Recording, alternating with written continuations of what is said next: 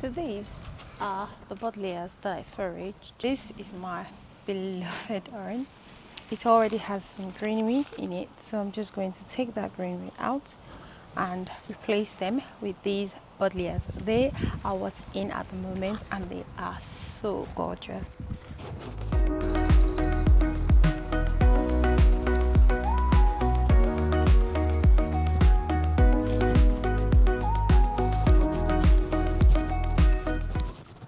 So first off, I'm going to take off most of the foliage at the bottom of these buddlejas, and then I'm going to put them in here.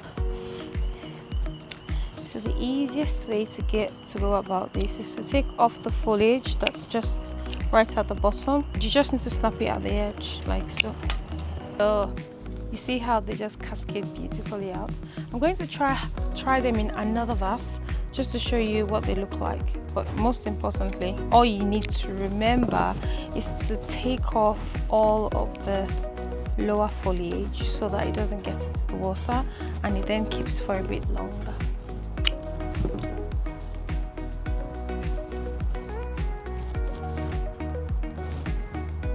These are too big as well for there. I'm going to let's try now with a smaller vase. I'm going to try them with the bigger stems.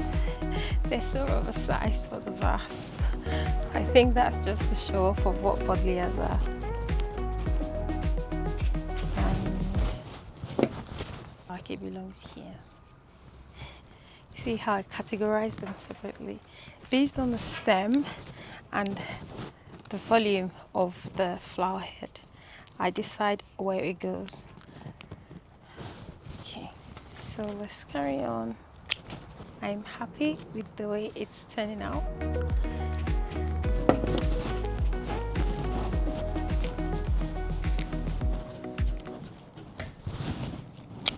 Next up, you can see I've already filled 2 big vases up. Just separating the stems depending on the length that they are. Now I have to stagger it so that it has a bit of a volume at the bottom. So all I need to do is I'm going to put one stem in front of the vase just to see where it will be when I cut it off. And if I like it, I just cut it at the point. And if not, I will just snip it off quite low so that when I put it across, it comes a bit lower and then it has some foliage at the bottom. Let's see if it works. There we go. I will just add in some of these beautiful green foliage. I think I like the direction it's taking, so it's fanned on the side. Now it needs something in the middle. So I'm going to put these right in the middle, and I can move one of the buddlejas in the front. I can move them here so that it contrasts beautifully with the green foliage. So gorgeous. So now we have this big boy and then we have this little cute girl. Now in both instances you can always add foliage, green foliage, and you can completely leave it out. If I wanted this to be super easy for me, let's say I'm just having a few friends over, nothing fussy, no ceremony, I just want a simple tablescape on a random Tuesday morning, a Tuesday afternoon, put a table runner in the middle, put the florals, and then put a few plates and cups. I believe that these contrast beautifully with these, and I will show you 2 different options of how they can look. So this can sit right in the middle. I believe every fruit has a star side of it. A few strawberries. Strawberries are in season, so the beauty of doing this in July is bringing out everything that's in season.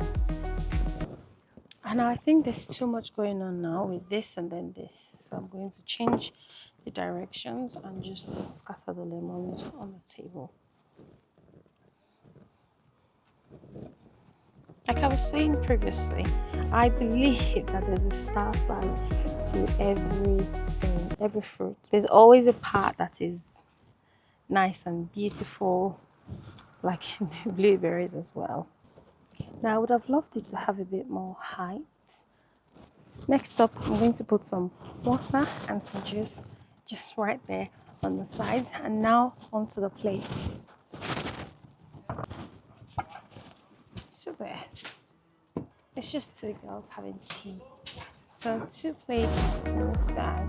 We can also pop the tea plate right on the top as well. So let's just put it right there. Pops. Simple textured napkins here.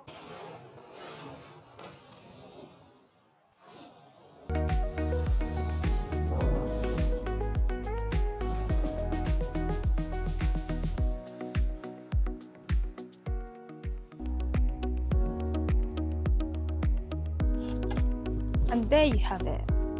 Quite simply, the easiest table that you could make if you're just having a friend over tea. Just to show you, the rule of thumb, the cutlery or the crockery goes onto the side which it will be used or it should be used. So we hold our knives to the right and we hold our forks to the left.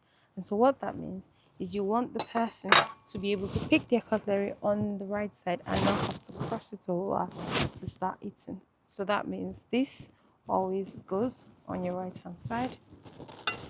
This way, preferably, not this way. That's it, ready to use. And this always goes on the other side. And sometimes the controversy of if this spoon stays on this side or not is a gist for another day. But I put it on the other side. And then finally, the teaspoons. I put them just right above the main plate in the left hand side. So that way, all I'm doing is pick it up and use. This to me is the beauty of what July brings. Beautiful buddlejas, lovely lemons, perfect British strawberries. What more could you ask for?